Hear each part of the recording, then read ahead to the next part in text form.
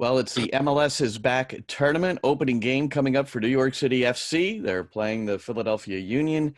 And with us here before the game, New York City head coach Ronny Deila. Ronny, welcome. Before we started recording this, you talked about how early you've been getting up recently. You've got a 9 a.m. game, which I don't know if you've ever played or coached at that hour before, but what's it been like? I have had trainings, of course, at that time before, but never had game so early. So maybe if you think about when you were youth and you had a tournament around, you have to play so early. But as a senior, never done it. So it's going to be a new experience.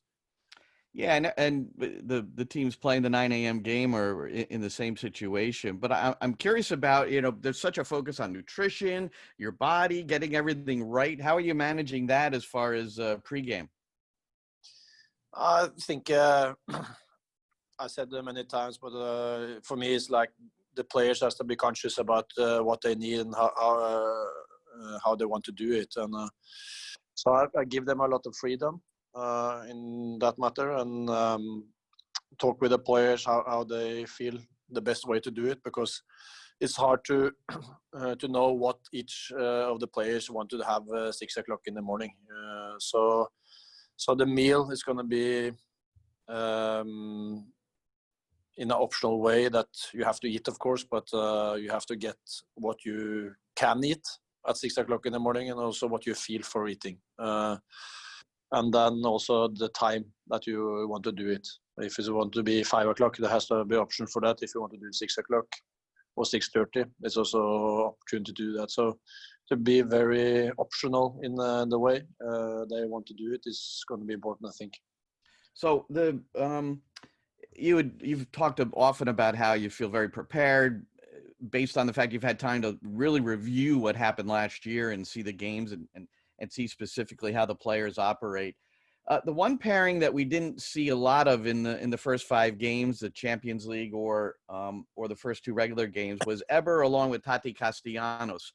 When you look back and you see how it went for them together, how do you think that relationship developed, and what's the situation as you look at it? Do you see them maybe at the same position, and that's why they're not maybe seeing as much time together, at least up to this point? They're going to start together today. So we have Taty on the left and then Heber in the center. Both of them are in a very, very good shape. I haven't seen none of them in the way they have been in training. So I was thinking in the beginning that they have to fight against each other. But they've been so good in training that we have to get both of them on the pitch at the same time. Taty and Heber can change position during the game as well. So I think then you have 2 really goal scorers on the pitch is important also, because you can play as much as you want, but you need to have somebody to put the ball in the net. And those 2 have shown in training the whole last weeks and also last season that they are capable to do it. So I'm looking forward to see that. Ronny Deila here on the pregame show. The 5 subs, there's been a lot of discussion about that, and then also the fact that you're playing 3 matches in 10 days, haven't played for so long. I'm curious, when you have looked at these matches, are you going to have like a strict plan where you just sub at certain moments and have those ideas, or are you going to manage the game as maybe you normally would? You observe and then make your decisions. I think you have to have both, that you have in your mind something that what is the best preparation or how to use the subs best. At the same time, you have to have your eyes on the pitch, because you have to see who is looking good or who is not looking so good, and who's getting tired first.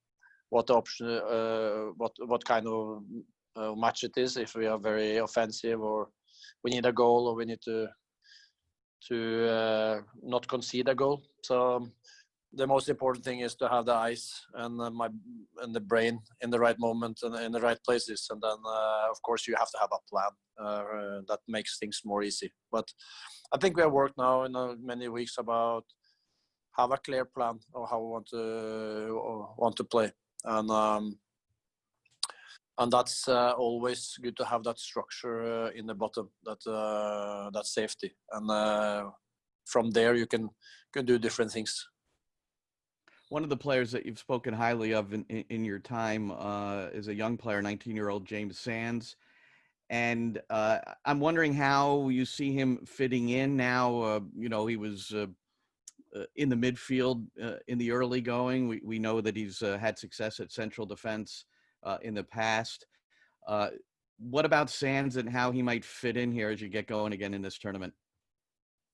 Today he's going to start as a central defender together with Kayens. So we have in training used him as a central defender the whole time after we start up after quarantine. So it's going to be exciting to see those two. I think James takes steps all the time and is physically very, very good now, and is good on the ball. And I see also that he uses his voice more now and be a more leader. But we have very, very hard competition in that position with Max, of course, and Seb. So that's a privilege for me as a coach to have. You've talked about, I think the very first time we talked, you talked about you really like and emphasize having at least one ball playing center back there. Is that one of the aspects of Sands that puts him maybe slightly ahead of the others? Yes, that's and his potential. We also have to think about future to see, to build a team over time and to put on players who has not even close to reach the level yet. That's also always exciting. But first of all, because he's showing in training every day that he's good enough to start and play. On the Philadelphia side, Ronny, Jacob Glesnes, now he's from your old club, Strømsgodset. I'm wondering how familiar you are with him, and I'm sure we've all seen his free kick goal against LAFC earlier. I know him very well. I don't know him so much as a person, but I know him as a player. He's a good player. He was the captain of Strømsgodset, and that was the time after I had left them. But he did a good job there.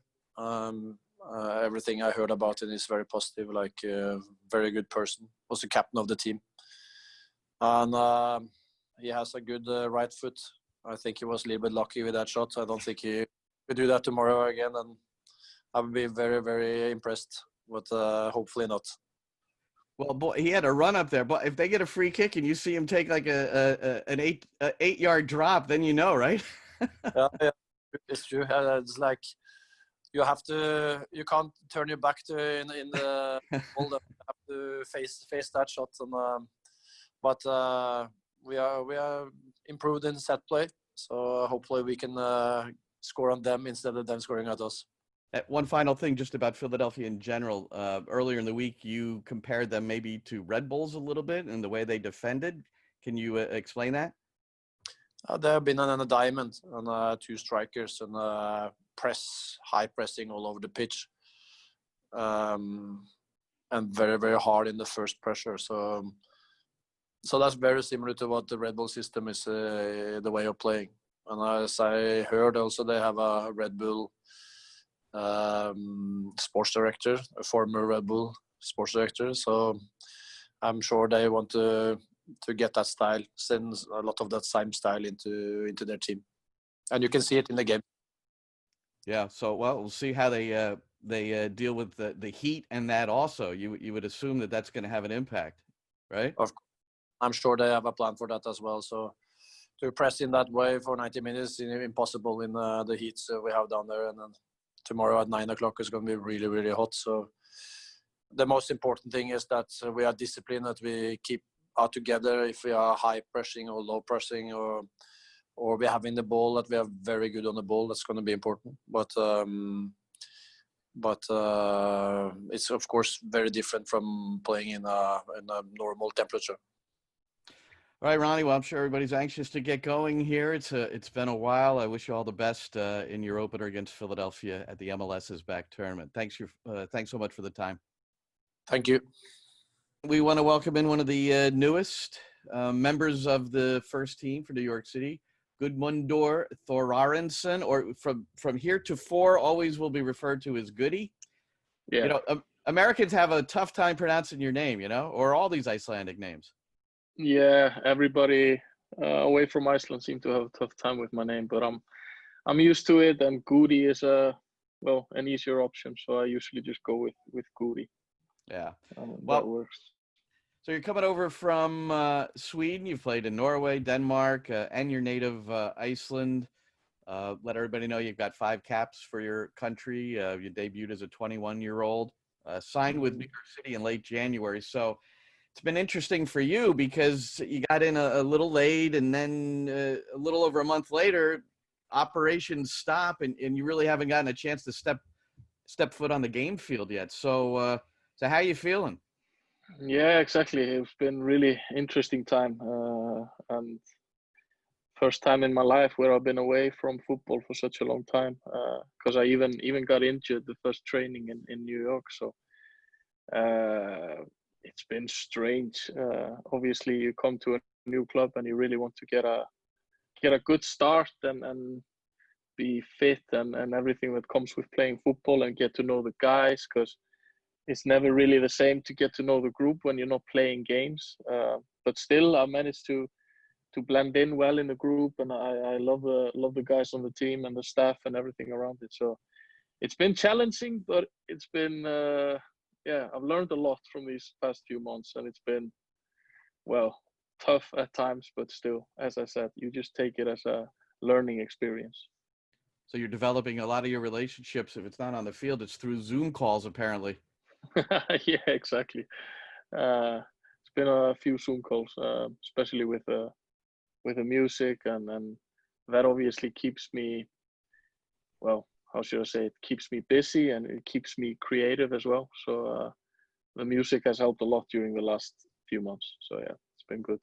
Well, tell us a little bit more about the music. Are you the story has been well documented that you were on what I guess is sort of the parallel to American Idol, or whatever those.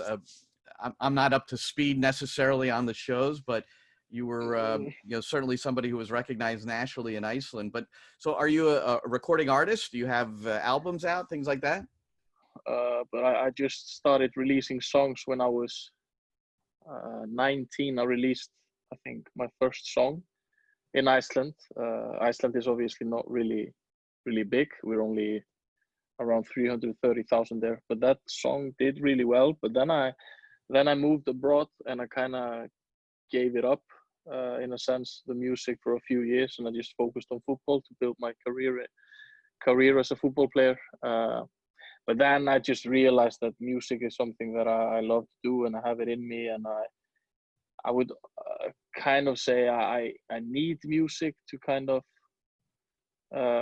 get a break from football at times, which is, I think, healthy for everybody, no matter what you are working with, that you can get these kind of breaks from your daily routine and your daily job, and yeah, fair to say, I wouldn't really call football a job. It's more like a dream, because playing football is the most funny thing that you do, and you call that a job. It's just weird. But anyways, yeah, so I started playing music when I was really young back in Iceland, and I've released an album now how long ago? 1 year ago.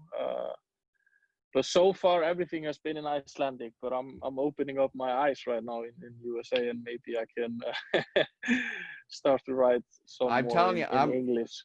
I'm more likely to purchase a song on iTunes if you do it in English, man. So, you know. Yeah, exactly. And for me, lyrics are really important as well, to tell a story within my songs, and I think I do that in most of the songs that are written. So and I'm writing some songs in English at the moment as well, and it's going well. So one step at a time, and hopefully I can release a song in English soon. Well, in late April, you wrote a song of support during this pandemic. You know, how people could take care of each other. We saw it on NYCFC.com. It was all over Twitter. During this pandemic. So have you been composing? Is that what you were referring to as far as your music? Basically just writing. I've been writing a lot of songs, but it's always like a difficult balance for me, because I want to be focused on the football and since I haven't played a game yet, I just felt it was a bit strange to start to work on my music before I get going on the football pitch. So first and foremost, I want to focus on my football, and then when I've established myself here as a player, I can hopefully record a few songs and then get that going on the side. But it's important for me that football is number one at the moment, and it will be as long as my body allows me. And then music is kind of more like a thing I have on the side, which is brilliant. Football has been met by the pandemic, COVID-19, which has really halted things here in the States. You're down in Orlando, where it's been a bit sketchy, at least outside of the bubble. But I'm curious about your hometown, your home country of Iceland. Everything I read is that the country handled it particularly well. I did read, I remember reading a headline. It was in New York Magazine, actually. It said that Iceland didn't flatten the curve. They virtually eliminated it. And that was written on June the 1st. So it seems like the country took care of things the way it was necessary. Yeah, absolutely. I've tried to follow it as well as I can, and I obviously speak to my family and my friends back home in Iceland. But what Iceland did, and maybe we're benefiting from just being an island, kind of in the middle of nowhere. But we just closed the country, and then everybody were told to quarantine for a while, and we stopped every kind of activities. People weren't allowed to meet anywhere outside, and it obviously was a rough 5-6 weeks for everybody. But then around in the beginning of June, I think they had about 10 or 12 days where nobody got it, and then now there's been 1 or 2 cases that I've heard of. But yeah, everything is kind of back to normal now, except for like big festivals and stuff like that. We are not back there, but people are doing normal things right now, and so far for like the last month, I think it has only been like 1 or 2 cases. So we did it really well. Then obviously here in America, it's been a bit more difficult with all the different states, and I don't really know too much about it, but it's just been a little bit more chaotic here, and still is. So again, challenging times, and now we're here in Florida, which is that's just the way it is, and we got to focus on our games. What's your sense of things there as far as, there's got to be some trepidation. We've talked to Keaton Parks a little earlier in the week, and James Sands, a couple of guys that are single, and they said, well, especially the people with families, it's even it's a different situation. So I guess individually, each situation is unto its own. Yeah, definitely. So for me personally, I just wanted to get back to playing. So, and it's been good. The fields we train on are really good. The hotel is nice. The food has been good. So the only concern is that there are a few teams who has it here, and they've been staying away from the rest of they've been basically in quarantine, I think, the whole time. Correct me if I'm wrong. And then I think actually Dallas are going home. So that has kind of been the concern right now, if we're exposed to it by other teams. And then probably mentally as well, I can feel it a little bit myself, because we were in New York, where it was probably one of the worst places to be at the time in April, March, May. And then it kind of gets better in New York, and then we're flown down here. So we're kind of following the pandemic, if you can say that. So I can understand, especially the players who have families, obviously, that this is not easy on everybody. But I think most of us are just happy to be back playing football, and I think we need to try to have that as our main focus. Is just on the games and win the tournament. That should be the goal, and that should be the focus. My name is Gudmundur Thorarinsson. People usually just call me Gudi. I recently moved to New York from Sweden, but I am from Iceland. My hobby outside of football is to play music and make music. And we are obviously all going through these tough times at the moment. And yeah, this has been very difficult. But we need to stay strong and stay safe.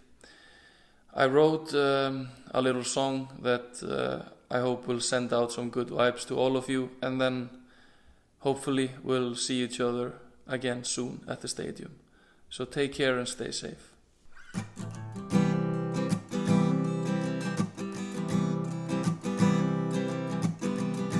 Wherever you are, please be safe. Let's take care of each other. If you feel alone, then you're not alone. 'Cause we're in this together.